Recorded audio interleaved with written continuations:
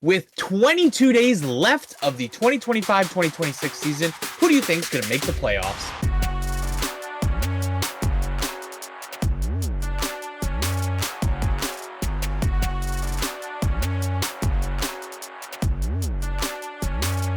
What is up, mother puckers, and welcome back to another wonderful episode of the Pucked Up Podcast. I'm your host this week, Gosmal, and as always, I'm joined by D, Danger, and Chris.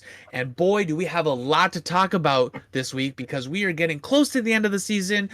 Teams are already starting to get their guaranteed playoff spots. We have one team that's already been eliminated, and holy crap, there's a lot to this is crunch time because we were crunching the numbers before we were recording tonight, and there are teams that if they lose tonight, they could be kicked completely out of playoff spots.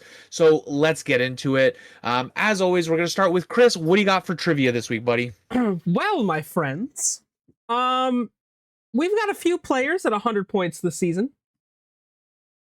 In 1992, 1993, the year I was born, 1992, the NHL saw the most players in league history to score 100 points in a season.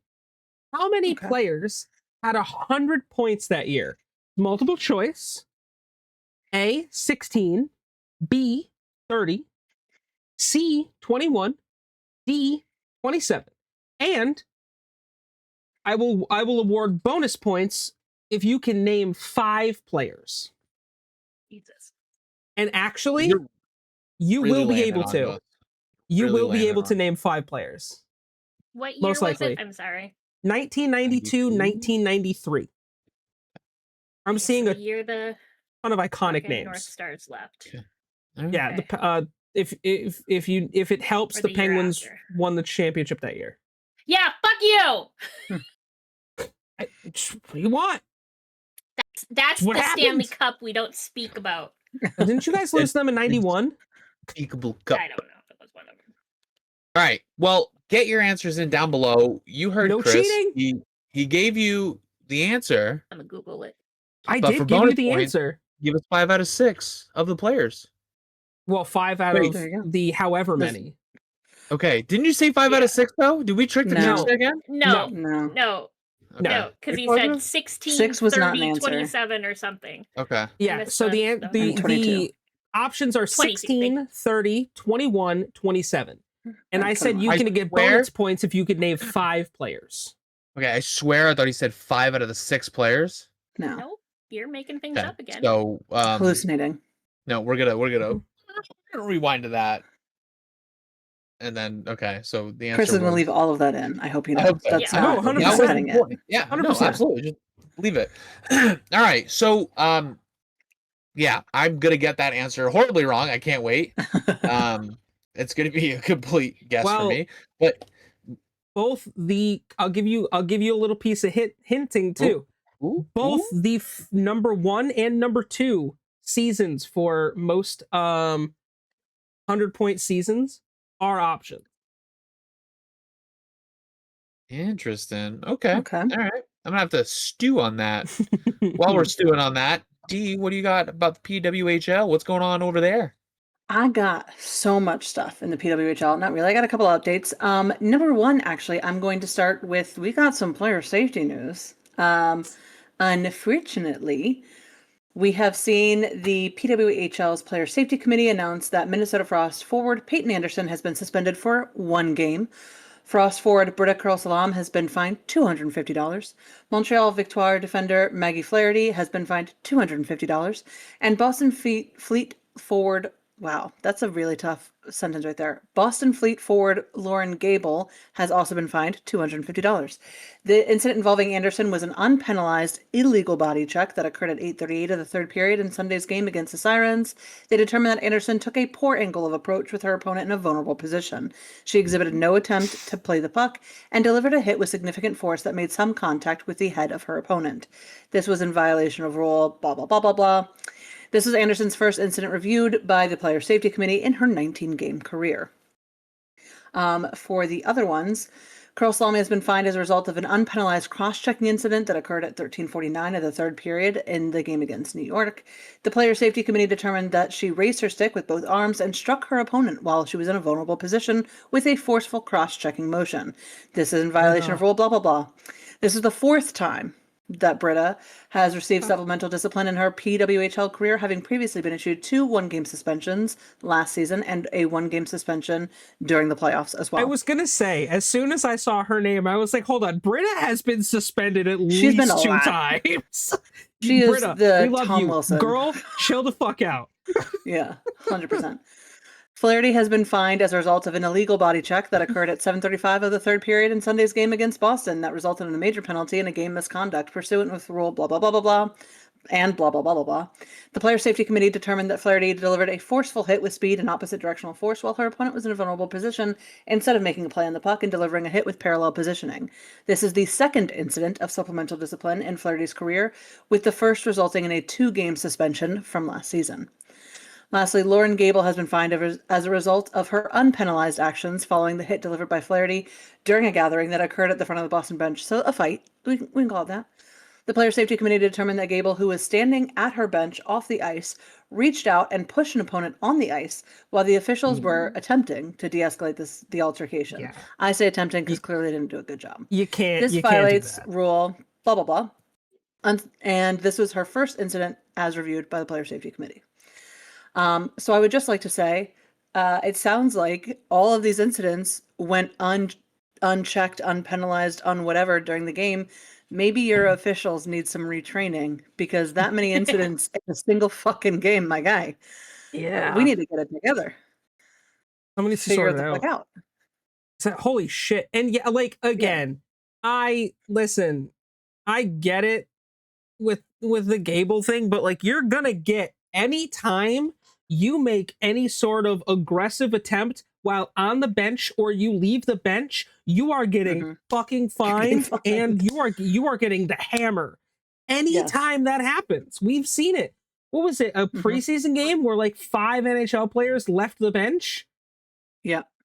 And they all got suspended. The Tampa Bay versus friggin' Panthers. Yeah, they all got suspended. It's like, you can't do that.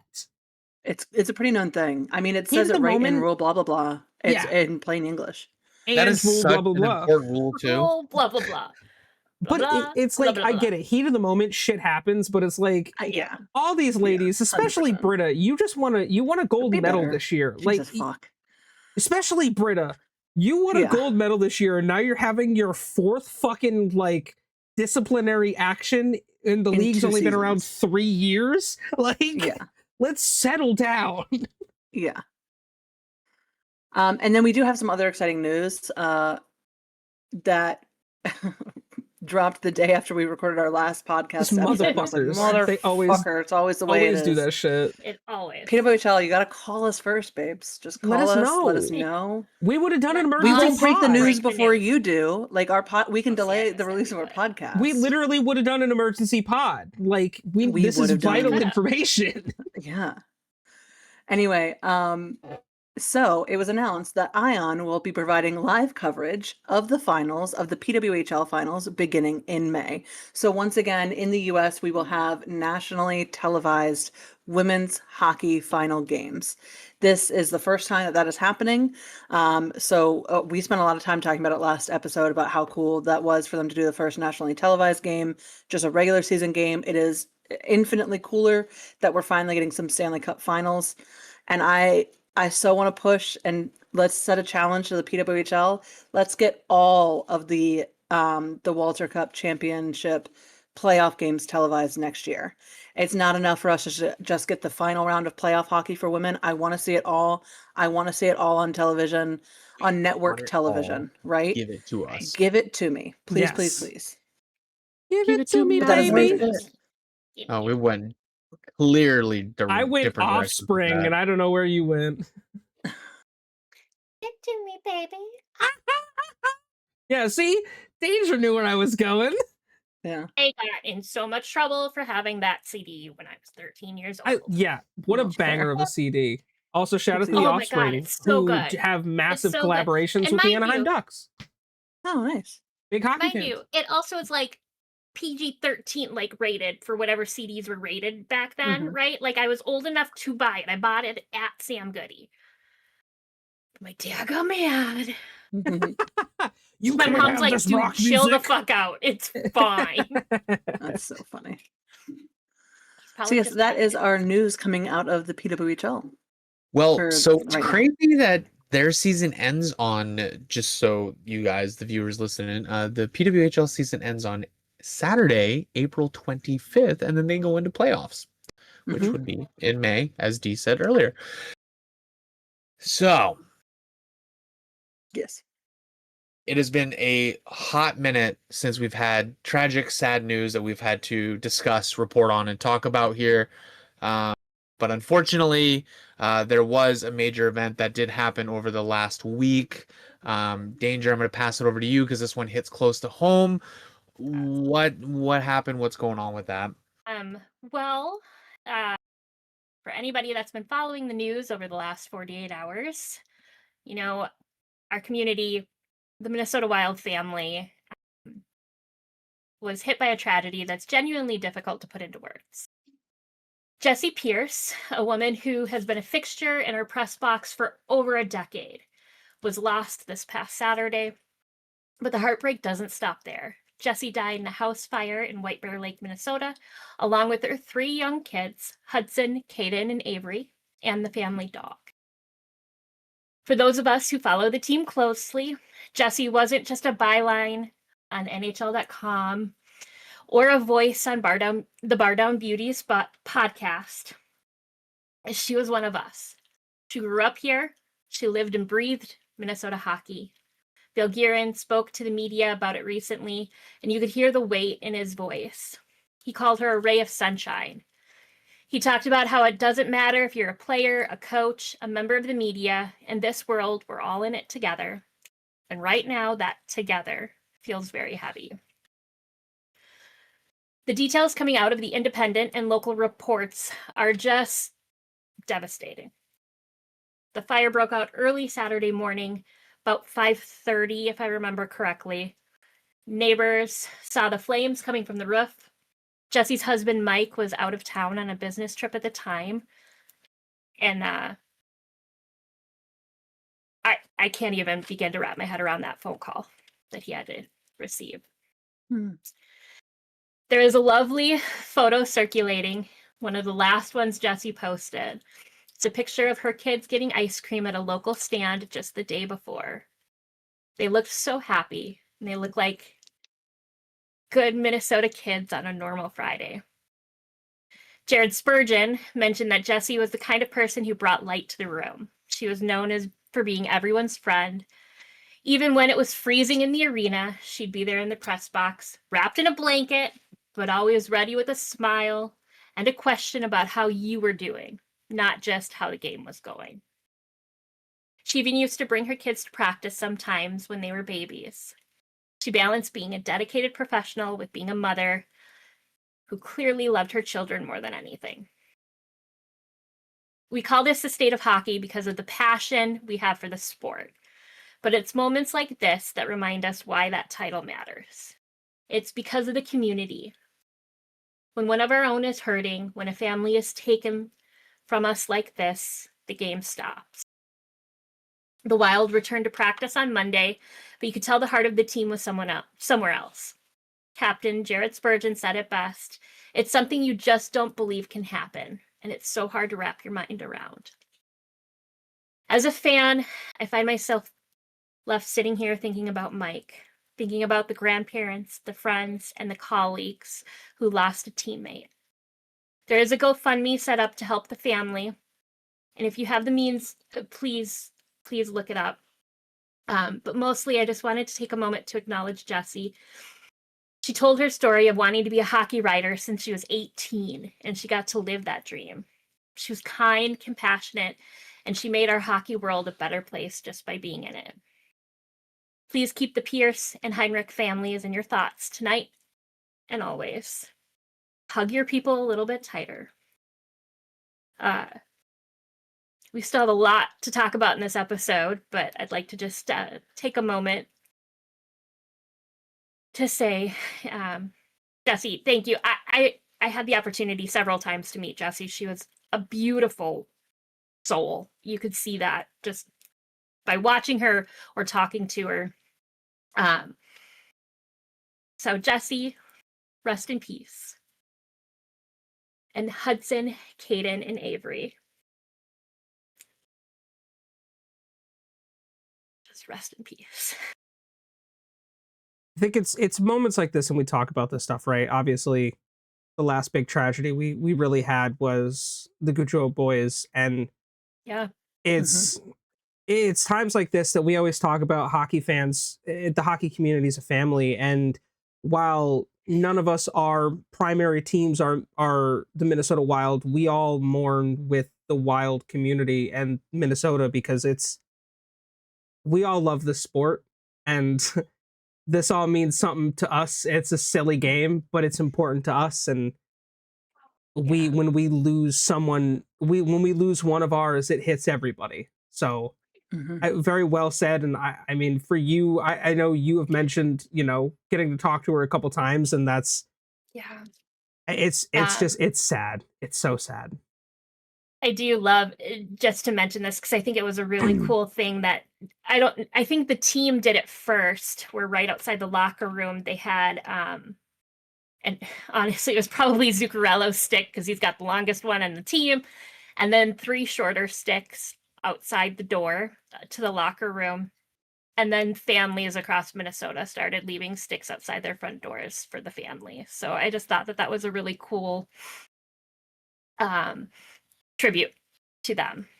I know immediately after Anaheim made a post and said if there's any sort of GoFundMe or anything that they were immediately going to donate proceeds. I know a ton of teams have done the same. I assume Yeah. the Caps and the Leafs have gotten on the same train. But I I'm like that. sure. I like that the hockey community in the NHL is getting behind the Wild community on this for sure. Yeah. As of yesterday, they have raised over $65,000. Wow.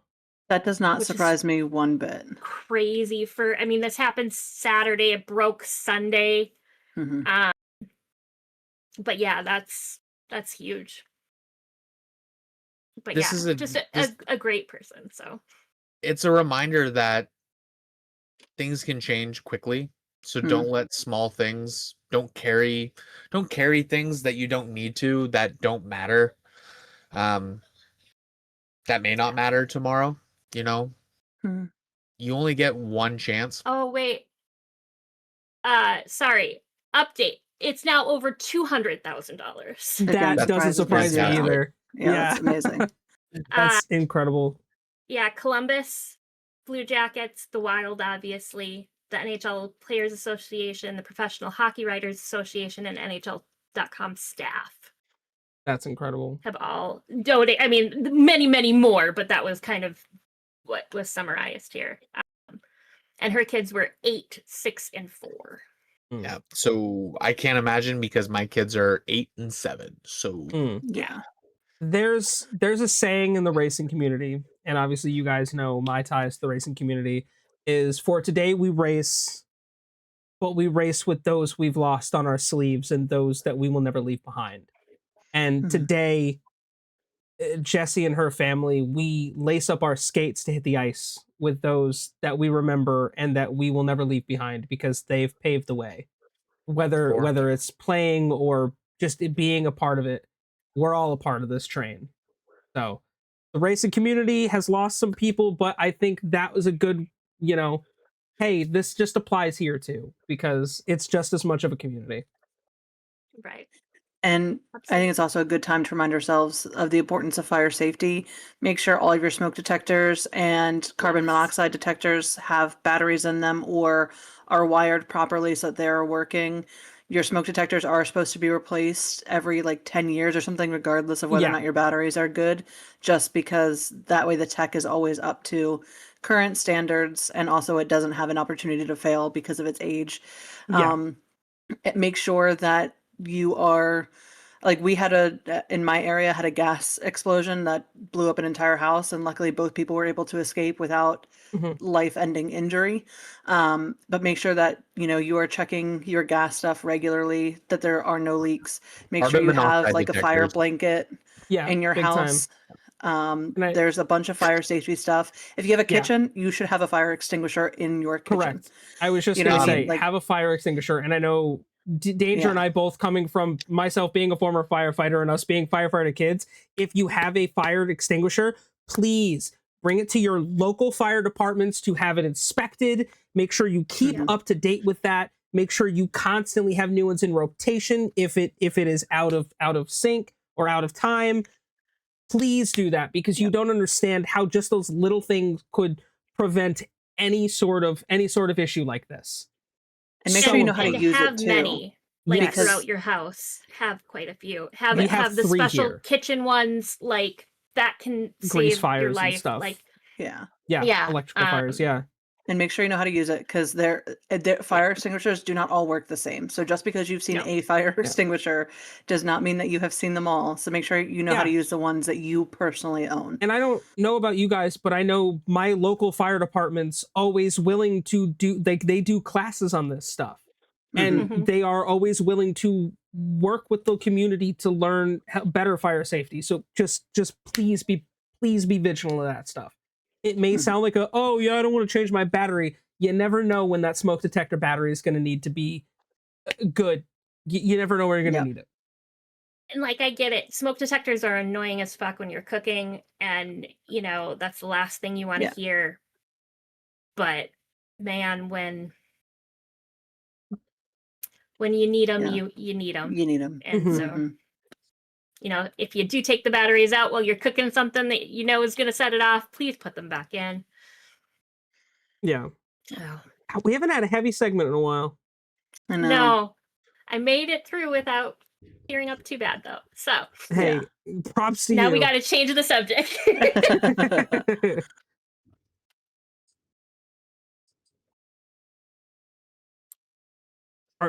Earth Troll. We're sitting here while we wait on our host. I was We letting you just guys gave you the finish. perfect I was segue. reading. I No. was reading an She's- article that. Yeah, Danger As of- says, and now we got to change the subject, and then it Yeah. just And you were Crickets. just No, like, I was letting you guys finish, and I was gonna say that I'm reading an article that said arson has officially been ruled out as Okay, good. yes, which potential is cause good. to the fire. So And honestly, I've known, like Chris said, my dad's a firefighter. A lot of fires come from dryers. You gotta Yeah. clean your dryer vents out. The tubing that goes outside your house, clean that shit out every year. That shit Couple catches times a year fast. minimum. Shit goes The up part quick. is like living in an apartment, you can't Yeah. do that because it's Yeah. not, Yeah. you know what I mean? But it's still, at the very least, you should be cleaning your lint trap every time you do laundry. yeah. At the very least, it helps prevent the buildup. So make sure you do that. And then obviously there are just freak accidents. This may be one of those Oh, yeah. things where it was just an absolute, Well, you and know, having pets, you never know. The dog could have turned the stove on. Like, Mhm. there are those freak things that happen. I've had Remy used to do that. I thankfully, not when we had gas appliances, but he definitely turned those knobs a few times. So yeah. We also have the link in the description for the GoFundMe for the Pierce family. Please check it out. If you could donate even a little bit, it will make all the difference, obviously. But it's in the description right along with all of our socials, so please go check that out. There's your segue, Maul. You're good.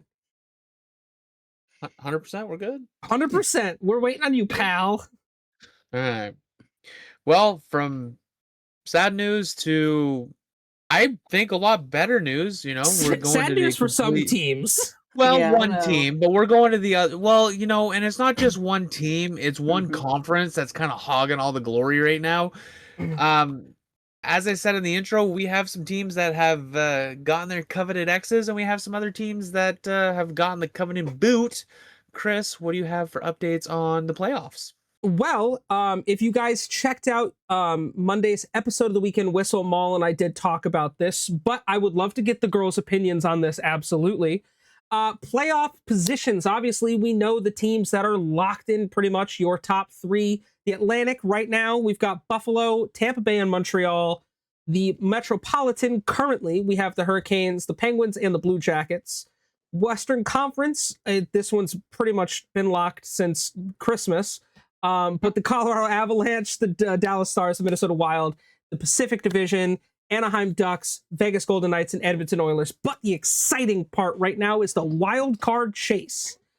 The Eastern Conference, I'll put it to you this way. The top 5 teams in the wild card position on the Eastern Conference are so good, they could all be leading the fucking Pacific Division. That's how terrible that division is. Yeah. But right now, Boston and the New York Islanders hold those 2 spots with, in my opinion, the closest that actually legit have a chance, in my opinion, are the Detroit Red Wings with 84 points, Ottawa Senators with 83 points, the Philadelphia Flyers with 80 points. And if they can win tonight, I will keep the Washington Capitals in. They're right there at 79 points. But I think at bare minimum, that is your cutoff for the Eastern Conference. I think in reality, no, the most likely scenario is we don't see a team past the Ottawa Senators. Yeah. But the teams that are factually fucking out, and this team should get an X just from their performance last night with only having 9 shots on goal. The New York Rangers with 65 points. The Toronto Maple Leafs with 71 points. The Florida Panthers, your 2-time defending champions, with 71 points. And the New Jersey Devils with 72 points. Yes. How are we feeling about this Eastern Conference right now? I mean, who would have suspected these 4-5 teams that are 6 teams that are in contention right now for the wild card, especially looking at the Red Wings? They were kind of on and off, and then they were on. The Ottawa Senators, like, I mean, what are our thoughts? I think from day one, preseason, with all the injuries, we all knew that Panthers were going to be the bottom of the barrel. They lost their 2 biggest players for most of the season. Can we not say that pretty much from day one? Because I'm checking the tapes right now, and Maul, you said that the Panthers are making the playoffs. Chris, you said that the Panthers were going to be the Stanley Cup champions. I had predicted them to go 3 in a row. You had them as the champions. Danger put them in Stanley Cup playoffs. Was that or after? I did. Begrudgingly, I also put them for the Stanley Cup playoffs. We all picked them to make the playoffs. No one expected this season to be what they did. And we did this relatively early on, but not before the first game of the season. I do know that. It was that the first game? Pre Bobrovsky, Barkov. Everyone it was right before. It was a couple days before opening game. Okay. Well, I mean, to be fair, we didn't expect most of those injuries to last literally the whole friggin' season. But no one expected Barkov to be done for the year. So I just want to say, Chris is already wrong. Yeah, Chris has already lost in his predictions. Me too, because the Leafs aren't making it either. We all thought that they were going to do better than they currently are. Yeah, it's a shocking season. And again, I had talked to Maul about this on Sunday. The Toronto Maple Leafs have scored 47 less goals this season than they did last year. Do you want to know who accounted for 27 of those goals? Mitch Marner. Yeah. We all said Toronto was going to make the playoffs as well. So we were all once again wrong there. I mean, statistically, this would have been the 10th year in a row they made it to the playoffs. So it was kind of in our favor. I will say, though, if you're going to vote on anyone to come in, last place of the playoffs, they were a pretty solid bet. They were my lock. We were all in agreement, though, that there was no way in hell the Rangers were making the playoffs this year. So, oh god, look at that. Pat yourself on the back for that. Can we point out the one fucking year of this entire podcast that I don't pick the Buffalo Sabres? The fucking Sabres are leading the goddamn Atlantic.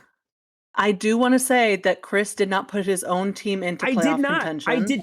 However, I did not. All three of his co-hosts did. We all 3 said that Anaheim was going to make the playoffs this year.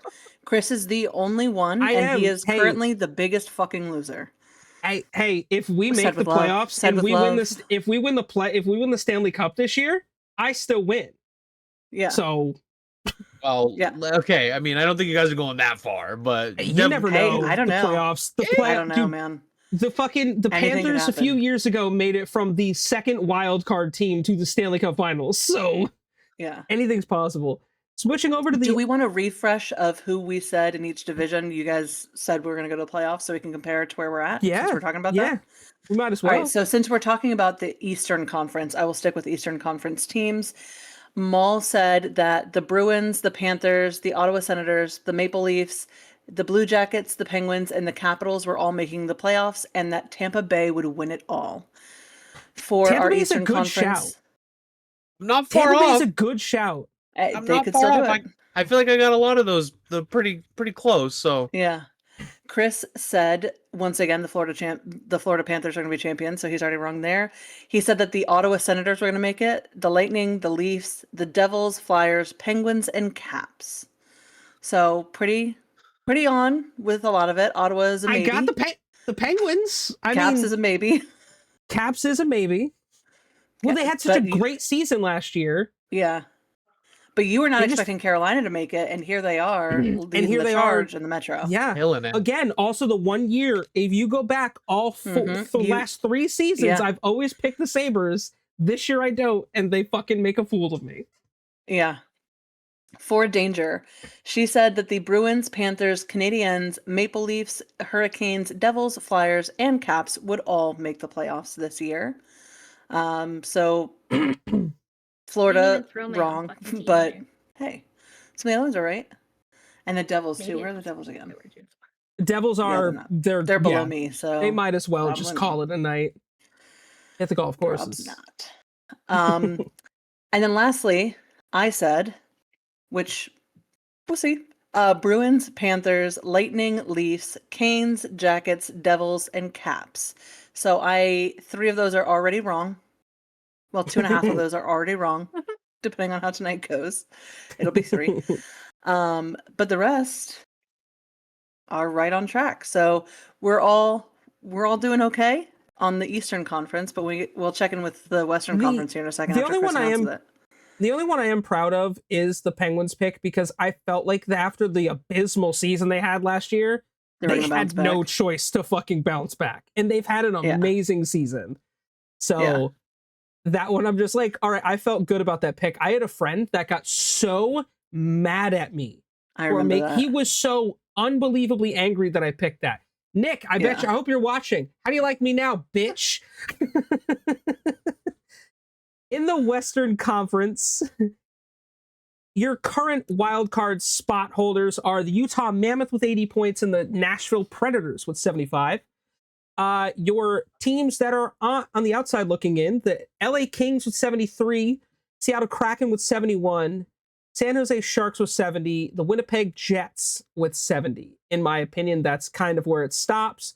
Your teams that I think are going to be out, only one of them is confirmed, the Vancouver Canucks, who have the worst fucking record in the NHL. Congratulations. You might have a chance at the first overall pick. Might. I don't know. Watch the Bettman might fuck you. And not in the fun way. Watch. It'll be a team that has like the 16th overall pick getting it. Next worse, and to nobody's surprise, Chicago Blackhawks with 65 points. Also tied with the Calgary Flames, who and the St. Louis Blues. I will go on record saying that I am absolutely shocked that the Winnipeg Jets have managed to crawl their way back into the fucking conversation with how atrocious their season has been.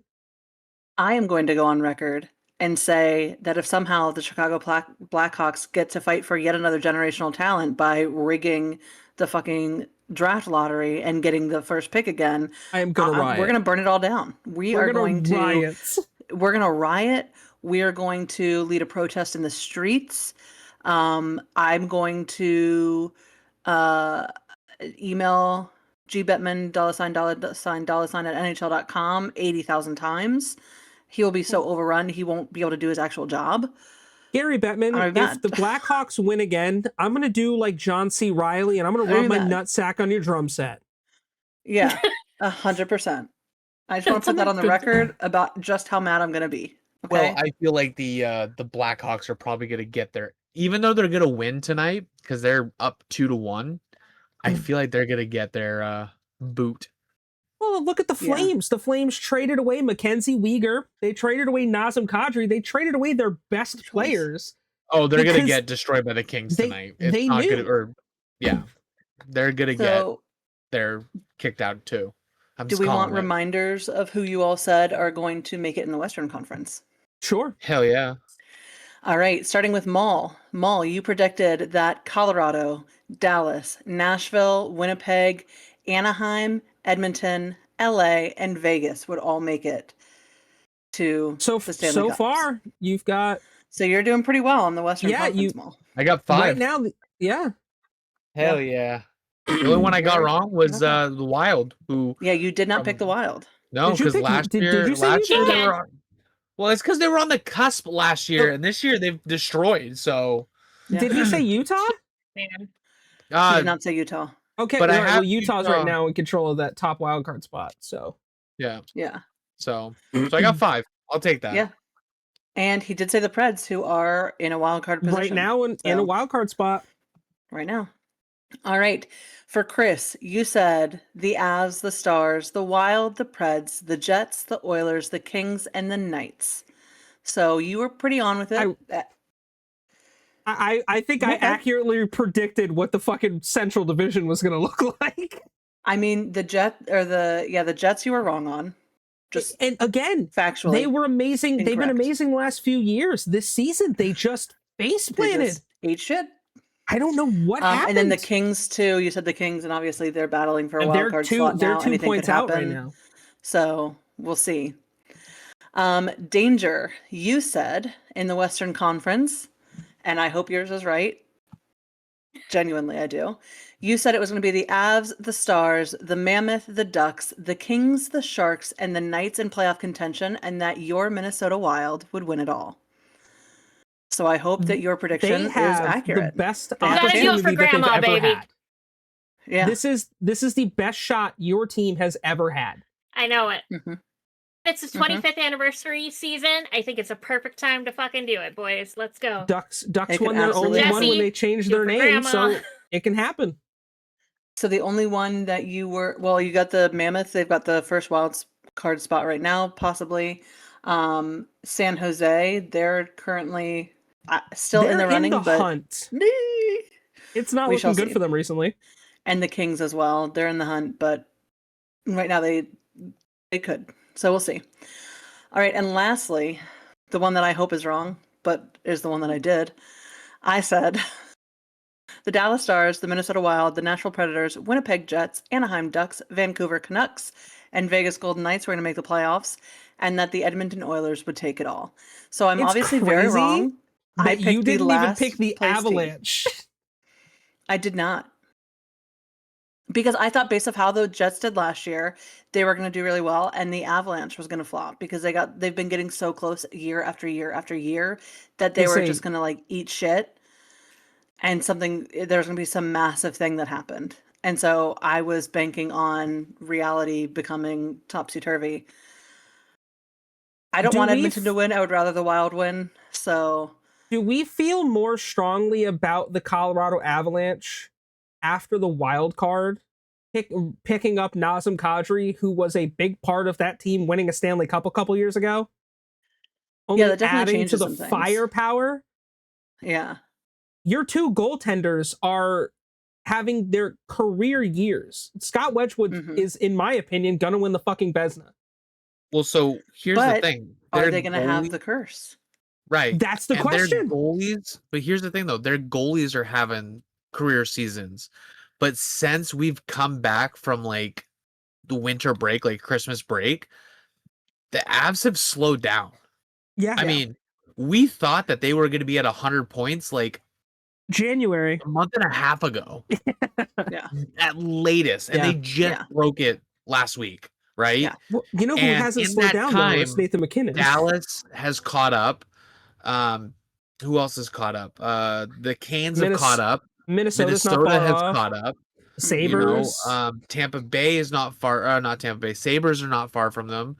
So they've slowed off the gas a lot. So I'm feeling strong about this curse right now because but they killed the first 75% of the season, and they're slowing down this last quarter. But think about it this way. If you're a team like the Avalanche, you put up these astronomical numbers we've never seen in the NHL. Mm-hmm. The time to slump was then. Because since they have gotten their shit together, they have gotten back on track. And if you are trying to make that late season push, I feel like the best time of the season is to slump from December to January. Get that shit out of your system. You're going to start the second half rough. I don't disagree. It's you're not also a bad having spot. to battle the curse. So yeah, do you want to win the President's Trophy? Unless we go back 13 years, it's right. It's pretty common then. But since no one's won the cup since since 2013 after winning the President's Trophy. It hasn't been awarded yet, right? Because there's still some games left to play. Statistically, somebody could overtake them. There are 3 teams that could catch them. Yeah. So they haven't won it yet, but I don't realistically see anyone else doing it, to be quite honest with you. So we shall see. But I think, like you were saying earlier, Chris, the Western Conference is so fucking wild because you do have the Colorado Avalanche, the Stars, the Wild, who are all above 90 points. And then everybody else is, I mean, again, if they were put in the Eastern Conference right the fuck now, they would not necessarily be in contention for even a wild card spot. Oh, like one of them would be. How the Vegas Golden Knights and Edmonton Oilers have had mediocre fucking seasons and still managed to put themselves in playoff contention. I want to point out that the entirety of the Pacific Division, if you add up losses and overtime losses, the Anaheim Ducks are technically the only team in that division with a winning record. Yeah. Which is fucking insane. Yes. That stat even exists. But there's a reason why we call it stealing a point. Because generally, these overtime losses are what is saving the fucking Pacific Division. And the Ducks are 10-4 in overtime. Yeah. They're 8-0 in a shootout. They have taken full advantage. They just beat the Sabres on Sunday in overtime. They have taken full advantage of that stealing a point thing. Well, no, because they outright won, so they didn't steal a point. They earned their 2 full. Yeah, they've gained but 4 the Vegas points, Golden Knights have 100% taken advantage of stealing a 14 point. points. They've got 14 fucking overtime losses. That's 14 points that they have stolen. Kings too. The Kings have 17 to improve their record. Yeah. Yeah. So I find it interesting that if you look at the teams that are in the playoff spots, right? We'll start at the top, work our way down. Tell me which one doesn't fit the others. You have the Atlantic Division, who has a goal differential of plus 44, plus 59, plus 16. Then you have the Metropolitan, plus 44, plus 22, plus 13. Over the Western, you have the Central, plus 82, plus 50, plus 31. Then you have the Pacific, -7, plus 3, plus 1. Yeah. Like, why is that such a drastically different number? But I also want to say, epidemic in the Pacific Division. Wild, the reason that Pittsburgh is currently in a ranked spot for the playoffs is because they have 16 overtime losses. They have 16 overtime losses. They have stolen the most points. Or no, I'm sorry. Second most in the LA league. has stolen the most with 17. Yeah. And that's why LA is in the hunt for a wild card spot, right? So the teams that are the most in the hunt are the ones that are gritty, that are stealing those points. For the most part, Montreal Canadiens, they're only in the wild card or in a ranked slot because again they stole 10 points, whereas Tampa Bay only won 5 in overtime. When we go by wins and losses, it changes things drastically as to who's in top position. With the exception of the Central Division, nothing fucking changes there. No, those 3 teams in the Central have been the standouts all season, and it has not been close. There was a maybe 2-week period where Minnesota and Nashville battled, them in Utah, but then that disappeared because Minnesota has been consistently good all season, and they've done nothing but add pieces to that team that help them. Think Yeah. about it though. When is the last time we've seen a division this dominant in the NHL? Like that was It's clear been the last standout. 3 years that the fucking Central has been just by far the best.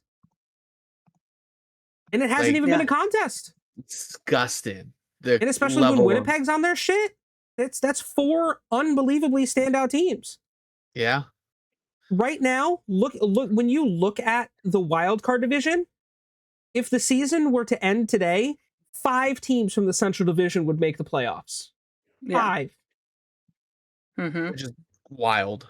Yeah. Literally. Uh-huh. Yep. Thanks. I just if so TSN I will say during the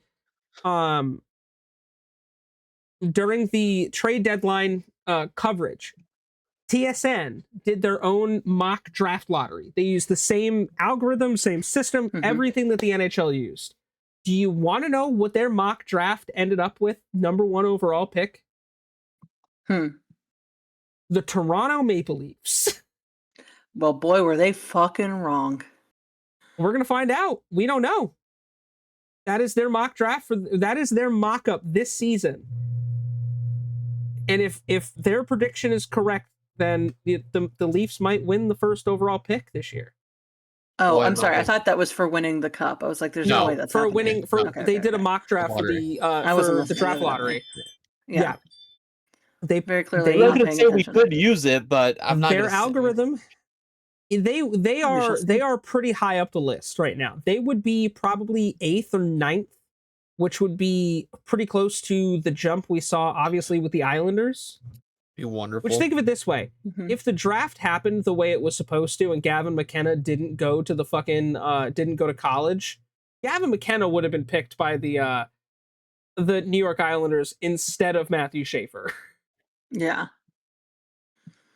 So I will say though, if Berube doesn't get fired, if the Leafs win the draft lottery and Berube's not fired, they won't do anything good with it. Gavin McKenna, well, they'll take Gavin McKenna, and he's a great piece. He will fit. No, but he's saying that team. Gavin McKenna won't do anything to change their luck because the Maple Leafs are just not. Yeah, they're not putting the pieces where they need to be fixed put. there. Similar to the Blackhawks is basically what he's saying. Yeah, that's kind of the state we're at right now. So Yeah. Did we answer your Which I offside agree. opinion? No. Okay. No, that's a different topic entirely. No, yeah. Which We probably should speaking head to that. of the offside opinion, let's talk about that now.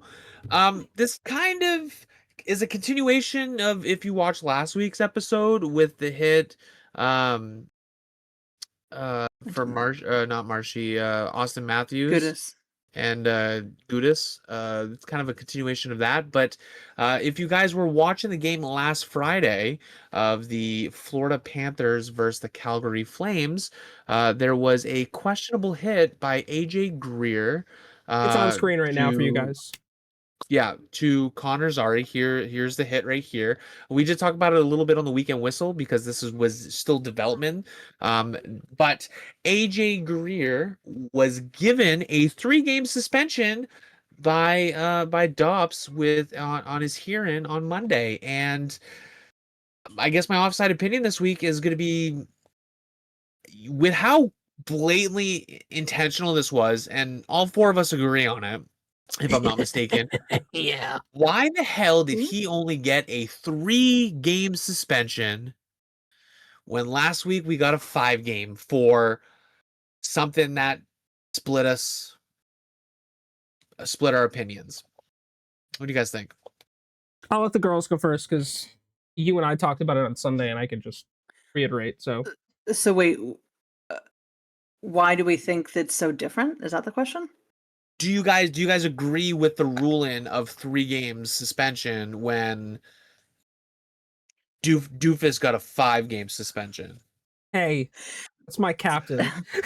Yeah, took out my captain for the rest of the season and maybe the beginning of next season.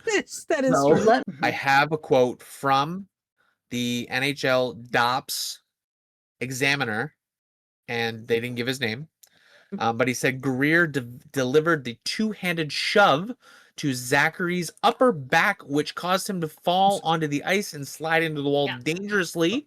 This is boarding, and it is important to note that Greer is in control of the play the whole entire time. And he was also given a phone hearing. It wasn't in person. Because it was set for Sunday. Also, it's Zari, not Zachary. I will say, it's Zari. All right, so I found what I was looking for. He has been suspended twice, including this suspension. His last suspension was in 2023. It was 1 game for cross-checking. So I think that, as per Dobbs's memo from last week, that they do take into account the length or the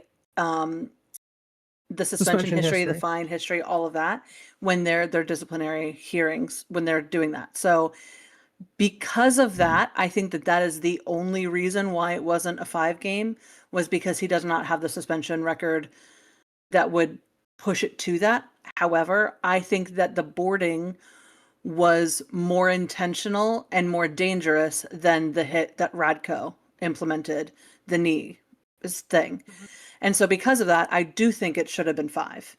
I'm saying that I think their reasoning for it as to why it's 3 is possibly actually consistent with their other rulings, which I think is kind of bullshit, because the goal here isn't just consistency, right? It's A, sending a strong message about what is allowable and what is not so that you can change actual behavior, and B, making sure that we are protecting players by not allowing dangerous hits. That was a very dangerous hit that could have resulted in way more significant injury. So I don't think that their reasoning is good, but I do think that this is actually consistent. I kind of have to say that, which sucks, because I hate siding with Dobbs on anything. Right. So this was the second time Greer's ever been suspended, but at the beginning of this season, he was assessed a $2,213.54 fine on October 3rd for roughing during the preseason game against Tampa Bay. But he's also, I'm really only seeing so like he's been 4 very aggressive fines. this year. I'm only seeing like a history of 4 disciplinary actions. So he was suspended in the AHL, suspended here, fined October of 2025. Yeah. So this season, and then suspended now. This one, yeah. So, and that was for roughing, by the way.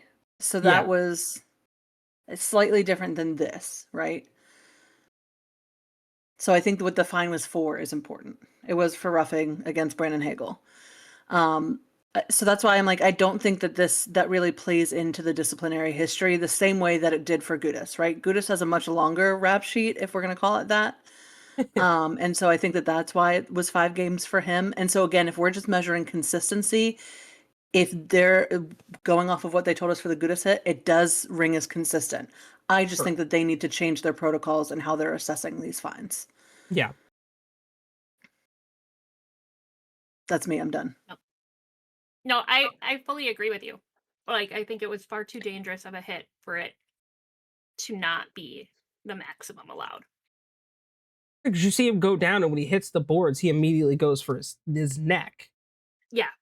Right. Yeah. Well, and so he is the reason why the player gets a little like off kilter or Connor does, is because of AJ and his play. And so that's why he's a little like leaning over to begin with, and then he rights himself, and then AJ goes in again, and there's still miles and miles to go. Because the only thing that was going to result from a push then was, aborting. In that 5 to 10 second span, if you see AJ go around, hooks Connor Zary, in that case gets him off balance, complete shove in the back.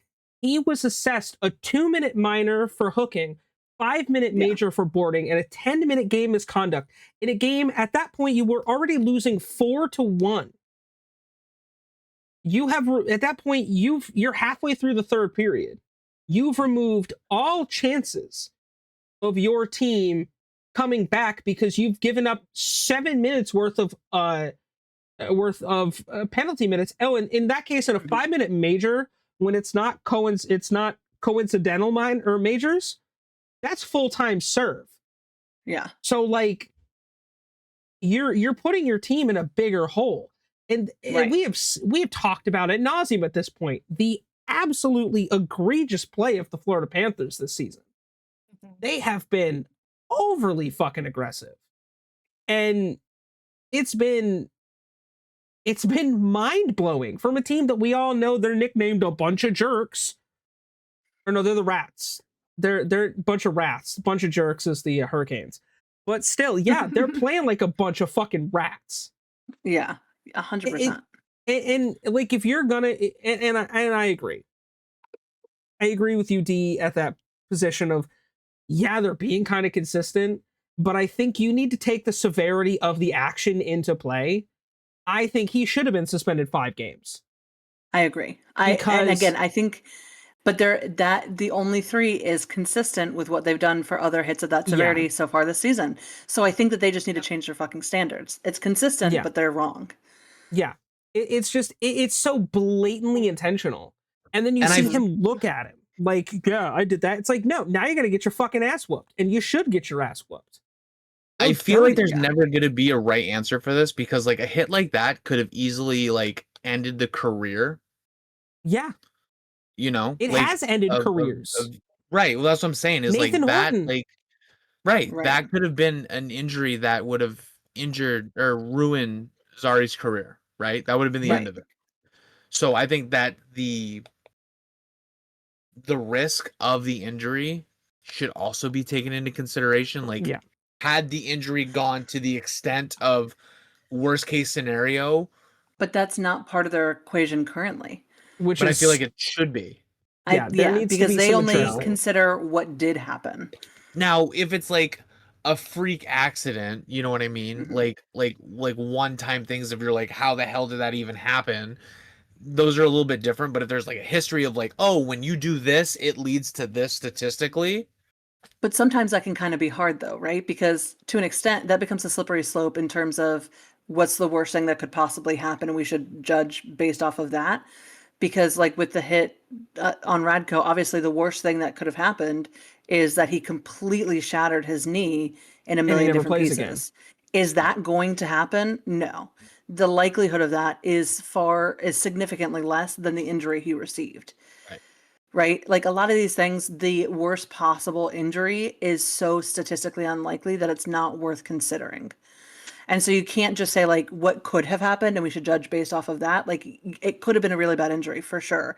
It wasn't. So we can only go off of how bad the injury was.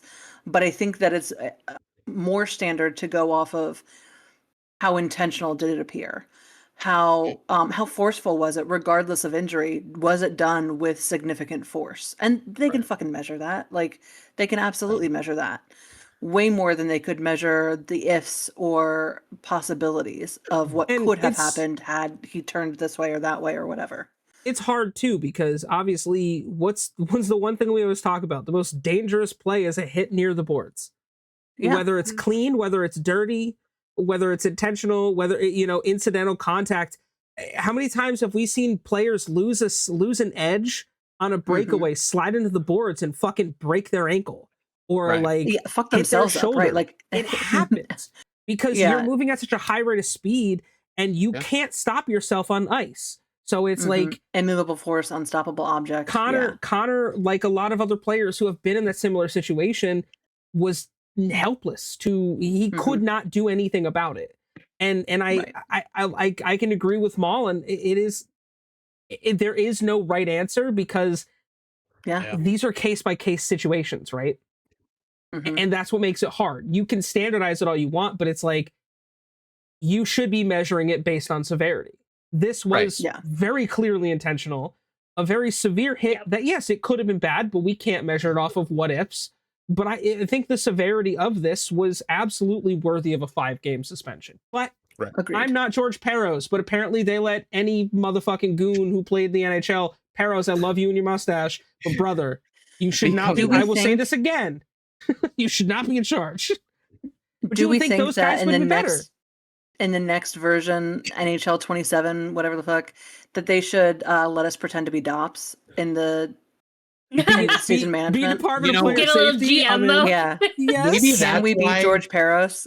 Shout out EA. Let me collab because I have so many ideas.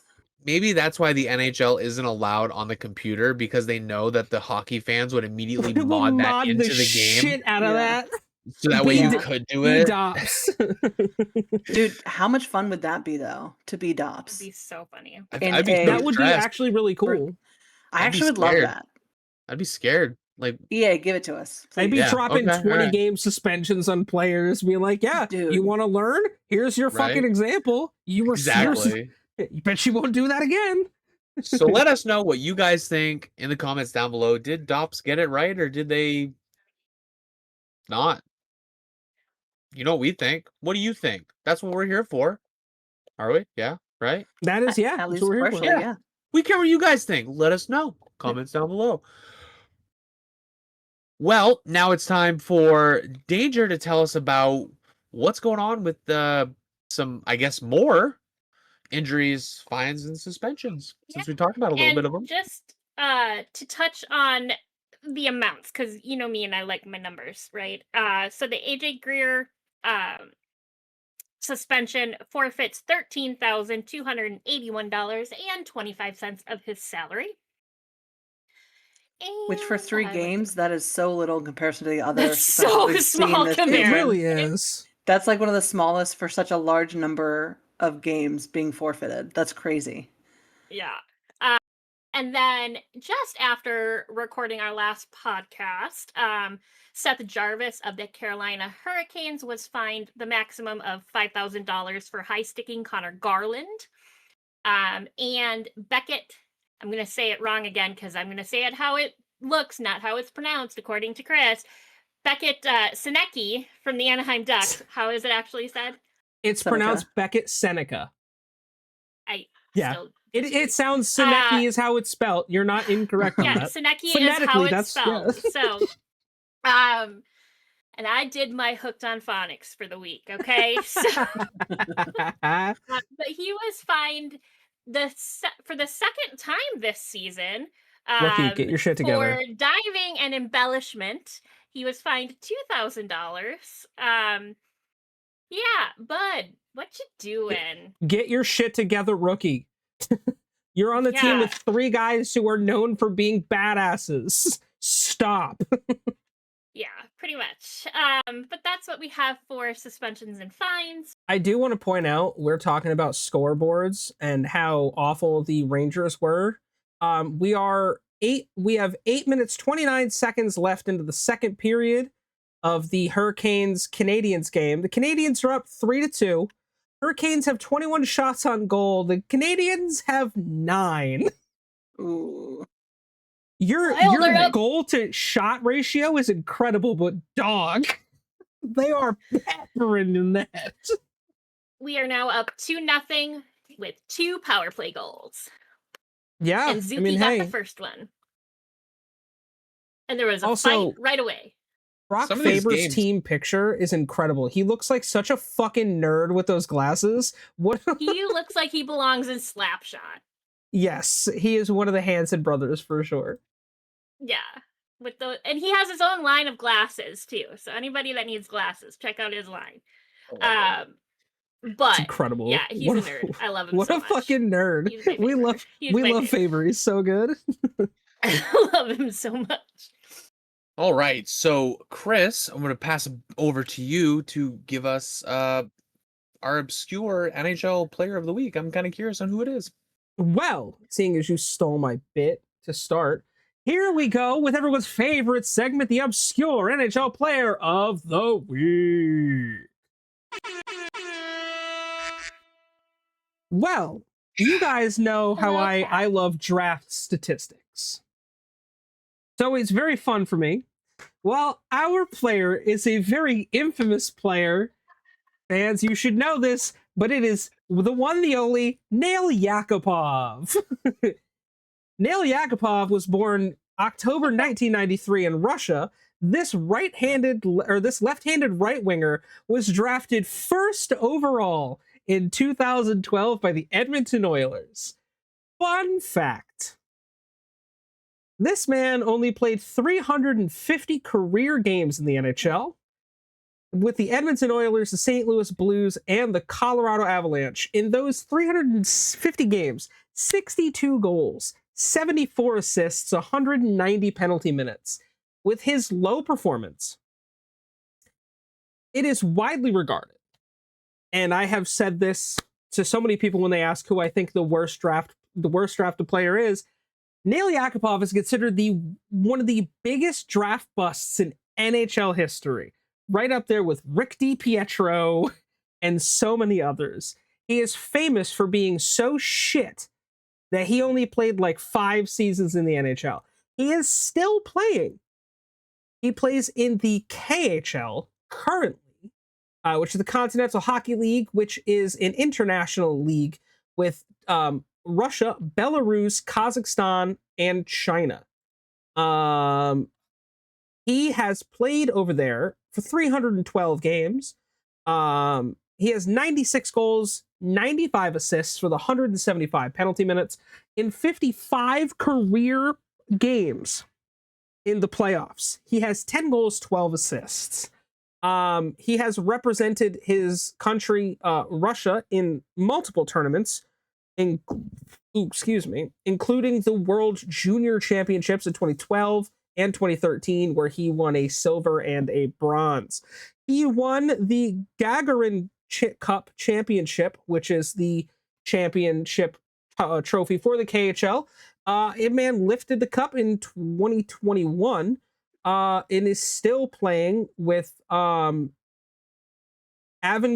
Omsk is the team he currently plays for. Yeah, you ask most hockey fans about Nail Yakupov, and that name, they're just going to trigger laughter. This dude was so bad. And it's even funnier knowing that this was supposedly the savior at that point of the Edmonton Oilers. And, well, he only lasted Savior he was not. 4 seasons. He didn't even play full seasons for most of them. It was real fucking bad. Real bad. And it always makes me giggle. And I'm like, wait, who can I do? Let me do a draft bust. I'm like, oh, hold on. Is it Rick DiPietro or is it fucking Nail Yakupov? And Yak Attack, Yakupov. you get the honorable dishonor of being laughed at this week. Love it. Fucking Nail Yakupov. I love the obscure NHL player of the week. I feel like we learned so much about those obscure players. It's cool. I was just like, hold on, let me find some nonsense. And I was like, Yakupov. Well, and I feel like no matter what obscure, weird thing you ask for a player because of, there's always going to be one player that fits that category. And the league it's over 100-year-old league, so you're going to find someone that's done something. You know, there's also one player that's been banned for life. Don't tell us. Save that for another fucking episode. And that will be for another episode. There you go. Yeah. Don't Google it right now. Jeez Louise. Oh God. Wait, I already know the guy's name. Know these off the top of his hand? I do know the guy's name. Yeah, I do know the guy's name. All right. Well, I've been dying the whole episode to find out. I know I'm not going to get the players' names, but I feel like I have a 1 in 4 chance of getting the number right. Yeah, you got a 25% chance of getting this correct. It's very concerning if you're like, I've got a 1 in 6 chance. Yeah. It's like, I don't know. There's only 4 options. That's not so quite. I feel it. So what's a trivia question? Reminder. The 1992-93 NHL season saw the most players in league history to score 100 points in a season. How many players had 100 points? A, 16, B, 30, C, 21, D, 27. 84. The whole league. Everybody. I'm gonna say 21. I have no fucking clue. I'm gonna let D go first because the last time she copied me, we both got it wrong. I'm gonna say 21 as well. I'm gonna say 27. Thank you for not taking my answer. Well, You're welcome. we saw the record most in a single season with 21 players. Now, I'm sad none of you picked 16 because in the 1984-85 season, the second highest total of 16 players was recorded. Now, bonus points if anyone can name 5 of the 21 players. So I'm just going to name players I know were active and Yeah. hope for the best. Mario Lemieux. Mario, I was going to say There's Mario. one. Lemieux, Yes. Timo Mike Solane. Modano. Mike Modano is one. Timu Solani is Wayne another. Gretzky. I was Wayne going to say Brett Gretzky. Hull. Damn, we're killing it. Brett Hull did not that season. Damn, that's Okay. surprising.